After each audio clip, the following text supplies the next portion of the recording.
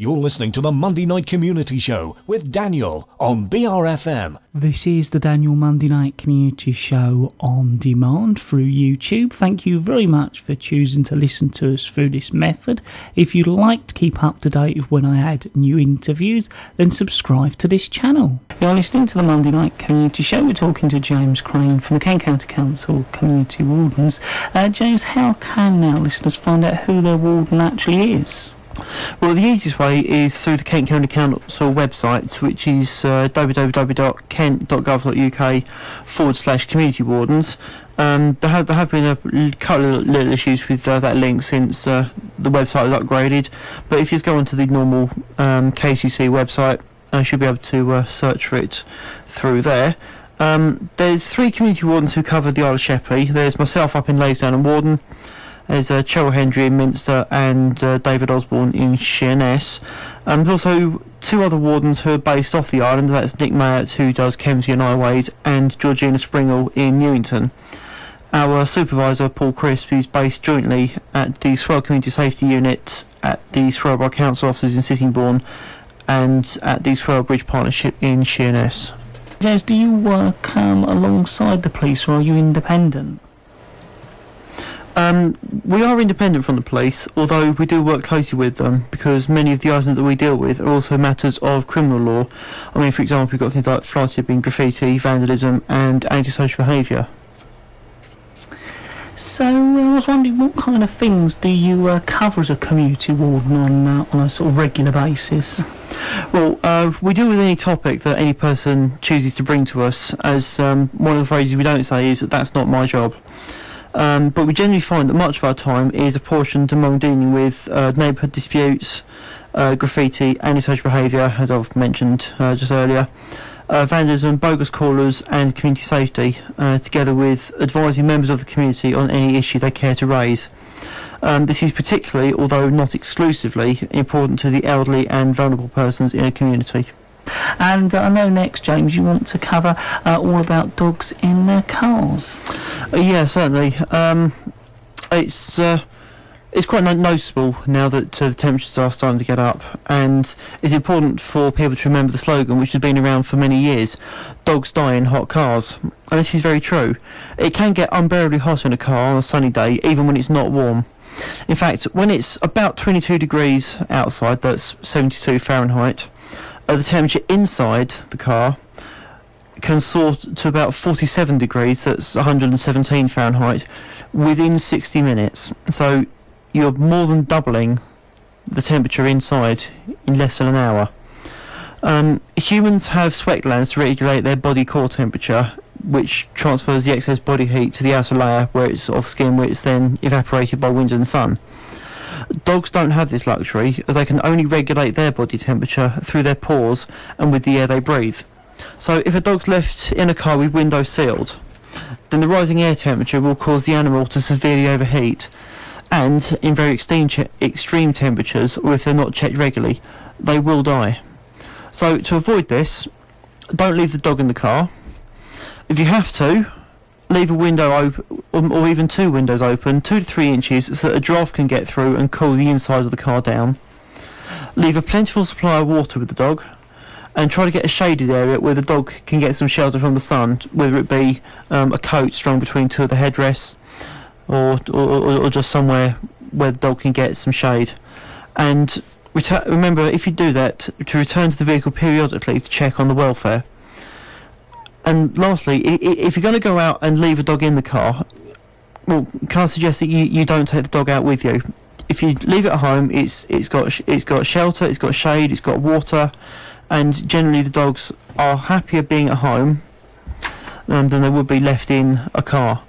The RSPCA take a very serious view on dog owners who leave dogs in hot vehicles, and they can impose a fine or imprisonment on someone who's guilty of about 6 or 7 different sections. I think it's prison for about a year, or a fine not exceeding £20,000. But in certain cases, animals can be seized from the owner, and a ban on owning animals for any period of time can also be imposed. James, I know you next wanted to talk about security marking. Yes. It's not an eventuality that someone's items do get stolen from your property or shed or wherever. Can you answer this question to yourself? Is the property marked in such a way that you'll be able to get it returned to you if it's found? So if your answer is no, then think to yourself, what can I do to mark my property so that it can be returned if found? Now, there are many ways to mark your property so that this can be done. Some of the ways are engraving. You can use smart water, ultraviolet markers, micro dot stamping, and even punch stamping.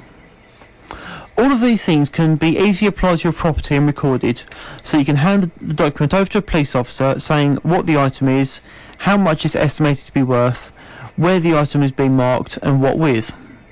That way, several items, several things even, can be done to recover the marker and secure a conviction for the person who has got them. I've got some ultraviolet pens available, which I can hand out to members of the public who wish to mark their property, as well as I can give out advice on where to mark the property in such a way that it's not easily identifiable to the naked eye and without specialist lights. The best way to mark such items, like mobile phones, laptops, etc., is in the recess left by the battery when it's removed. So simply put your postcode and house number and replace the battery once the ink has dried. Then make a note of it on a record sheet and ensure that this is in a safe place that cannot also be taken without great difficulty. If the item does go missing, however, report it to either your community warden, police officer or PCSO, and then say what the identifying mark is and where it can be found. And I know next, James, you wanted to cover hydration and sun cream, I think. Everyone likes to enjoy the sunny weather, me included, as it's not very often in Britain that we can do so at times. But it's important that you remember a key phrase, and that's slip, slop, slap. So, you slip on a light shirt to keep most of the sun off your body, slop on the sunblock to reduce the risk of sunburn, and slap on a hat to keep the sun off of your head. Sunburn can be a major contributor to melanomas, and these can lead to the early onset of skin cancer. And so protecting yourself with sun cream is very important. Everyone who is over the age of 6 months should use a water-resistant sun cream with a sun protection factor of, SPF, of at least 15. So to protect the skin, individuals should apply 1 ounce of sunscreen 30 minutes before going outside and reapply it every 2 hours, but obviously do that more often if you're swimming. Babies should be kept completely out of the sun for the first 6 months of their lives, and this is because their skin is thinner than older children and thus more susceptible to sun damage. Moreover, sunscreens have not been approved for use on infants. So, in addition, people should also limit sun exposure to about 15 minutes on their first day, even if the weather is hazy, and slowly increasing the exposure daily. Reapply sunscreen every 2 hours, more often if sweating or swimming. And reapply waterproof sunscreen after swimming for more than 80 minutes, so just over an hour. And also if you've been toweling off or if you've been perspiring heavily.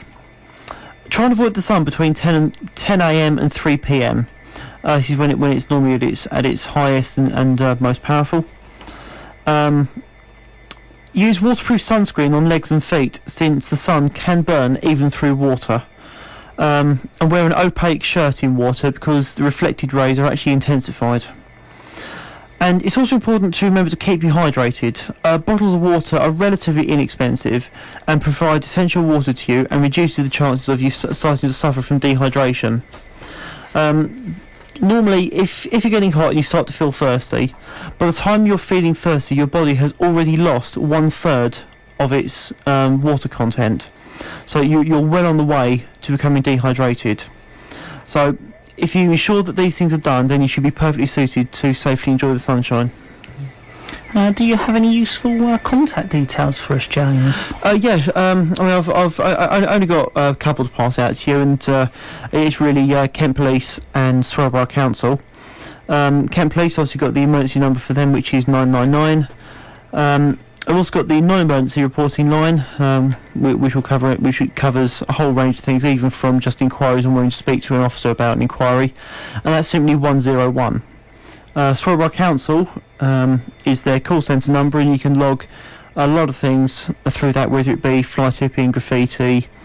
I think you can do noise nuisance, stray dogs. There's a whole raft of stuff you can get through the council, and that's 01795 417 850. Well, James, as always, it's great to have you along here at the Monday Night Community Show, and thank you very much for coming along. That's okay, Daniel. Thank you very much for inviting me. That's James Crane from the Kent County Council Community Wardens, and we'll be seeing James in another couple of months' time with lots more useful information from the Kent County Council Community Wardens.